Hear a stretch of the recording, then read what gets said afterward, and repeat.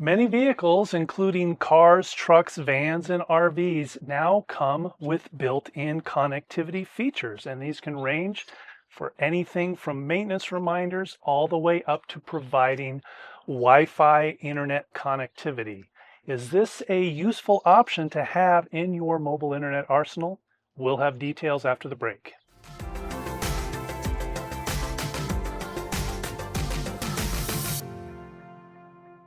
Hi, I'm Andy with the Mobile Internet Resource Center. Today we're going to talk about connected vehicles, connected cars, vans, RVs, and even boats. And we're going to look at to see if these are good options to use for your own connectivity arsenal. Now, part of cellular connectivity these days is it's getting put into everything. And that includes vehicles that you buy. Maybe it's a truck that you use to tow an RV. Maybe you have a van conversion that has built-in connectivity, or a Class C RV where the cutaway chassis part may have included options for this. And even RV manufacturers are now offering connected RV options. And while it's rare in the boat world, there are some options that come built into newer vessels. So we're going to take a look at these today, see if they're a good option for you to consider having in your mobile internet arsenal to get your connectivity while you're working, living, traveling on the road or the water.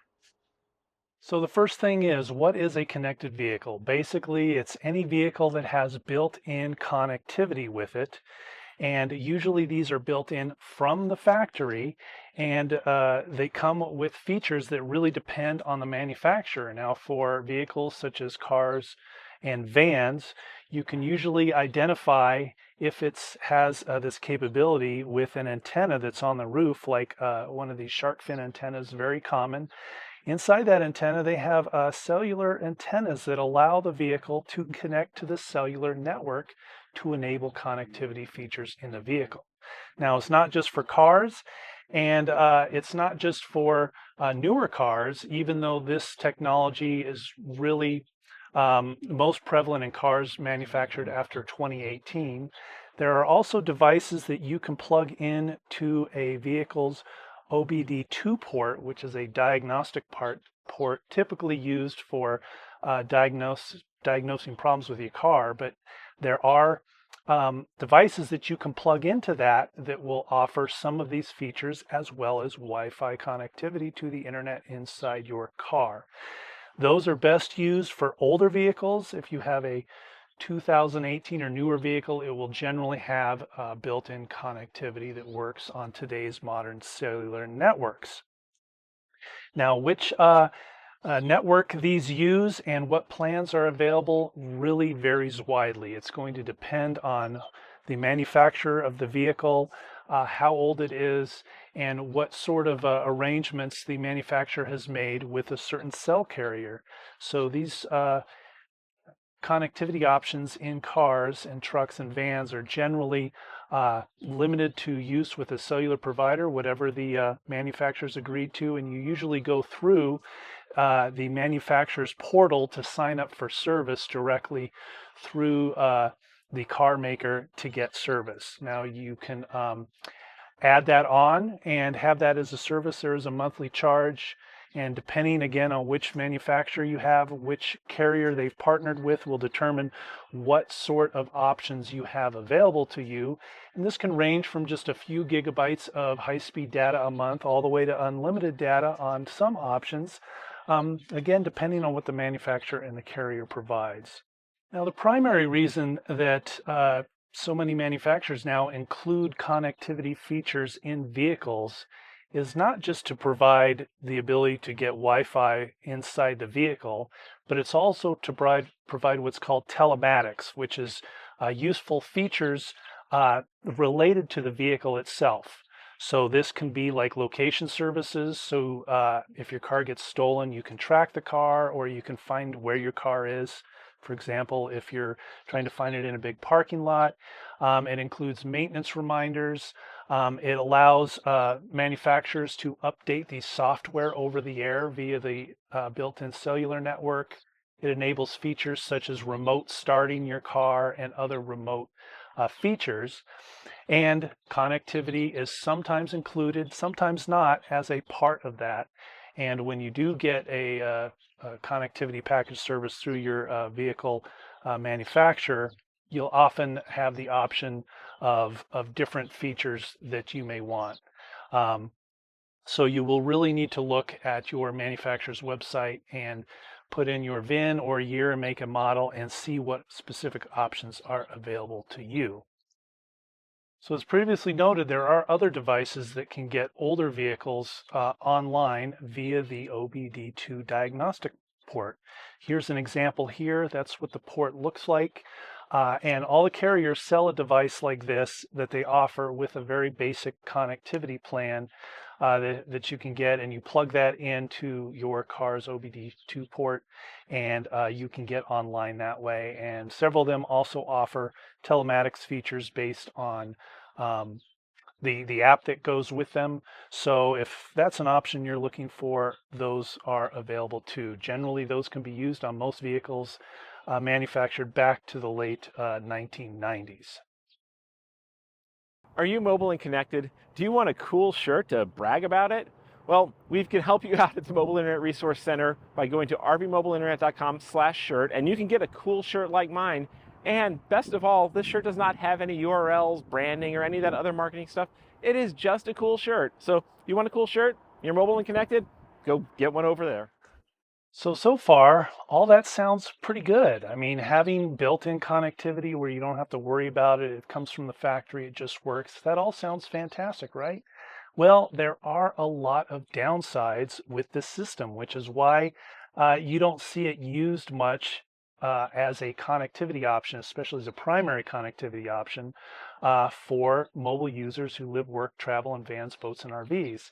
And the reason is really two things. One is the system limitations. Now, these are systems that are built in that generally cannot be upgraded over time. And the original cars that had the 3G based connectivity systems, those are already don't work anymore because the 3G networks have all been shut down. Additionally, they only work and they're only designed to work when the car is running. So the manufacturers have intentionally made it to where you can't just have that Wi-Fi connectivity on all the time. And a big reason for this is they don't want you to run down your battery by running this connectivity system and end up with a dead battery. So generally, they're only going to work while the vehicle is actually running, and sometimes they'll work when in accessory mode.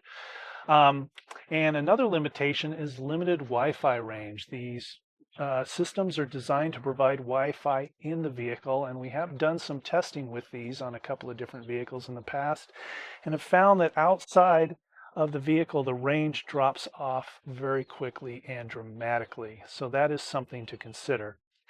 And also, a lot of the data plans that are currently available with these systems, as well as the OBD2 devices, are not very attractive. Well, there are a couple of unlimited options. Most options are for a small amount of data, 5 to 20 gigabytes of high-speed data a month. And so it's really not attractive when you compare it to the other options that you can get that are specific for mobile internet devices like mobile hotspot devices, routers, things like that. So you'll definitely want to shop around, compare, look at our Gear Center and our top picks guide to see what the other data plan options are, and consider that as well. In addition to the built-in systems with cars, many RV manufacturers are now offering their own connectivity systems with similar features. So you'll have some of the telematics features as well as RV specific features like the ability to extend or retract your awnings remotely, turn on and off lights, be able to locate your RV where it is, etc. These systems are still relatively new and they're generally proprietary to the RV manufacturer, so you'll need to check with the RV manufacturer to see exactly what they offer and what equipment that comes along with that. And many of them also offer data plans, although most of them are not very attractive compared to our top picks plans. But for a newer RV, or if you're considering buying a new RV or building a custom RV through the manufacturers who offer that, it's something you may want to look into to see if it might be an option for you. So in conclusion, these are interesting options, but they're not really relevant for most of our audience of mobile users who live, work, travel in vans and boats and RVs and are really looking for a home internet style connection that's mobile that they can use while traveling. Now, there are some cases where this can come in handy, especially if you have a towable RV and you have this connectivity in your vehicle. So when you're traveling on the road with your towable RV, you can get connectivity inside your tow vehicle while driving. However, most people have cell phones, and that provides very similar connectivity. So unless you have devices that really need to get online via this method, we don't consider this to be a great option to consider. Especially it's not good as a primary mobile internet option because, again, it doesn't really work while you are stationary or camped. But it's something to consider, and you need to evaluate your own choices and decide if that kind of option might be good for you, or you may want to get those telematics options that provide the additional features that aren't mobile internet but could be handy to track your vehicle and have crash detection and the other features that manufacturers offer that utilize this technology. So that's it for today. We appreciate you watching, and we'll see you next time. These videos are brought to you by our premium members, our mobile internet aficionados. They make it possible for us to track this news and create these videos. If you like this video, please give it a thumbs up, leave a comment, subscribe to our channel, or better yet, consider becoming a member yourself.